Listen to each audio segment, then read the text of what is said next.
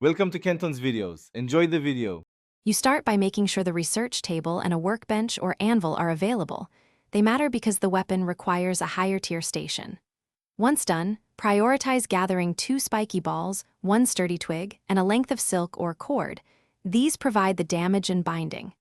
Next, acquire the Morningstar blueprint. Search anchored supply crates, loot central nests, or unlock it through research milestones. Make sure to save time by combining gathering trips with blueprint hunting to avoid backtracking later. You assemble the core by affixing both spiky balls to the twig at the correct attachment points on the workbench or anvil. This is where the flail geometry matters for swing animations. Once attached, bind the joints with silk or cord so they don't detach mid-combat, and apply any reinforcing components to increase durability. After basic assembly, use the upgrade slots.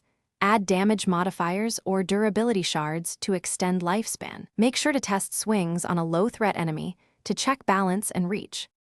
You finish by equipping the Morningstar and practicing your combos on a weak enemy to learn the timing.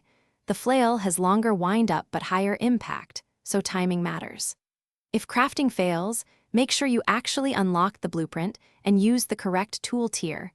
Some recipes only work at an anvil rather than a basic workbench.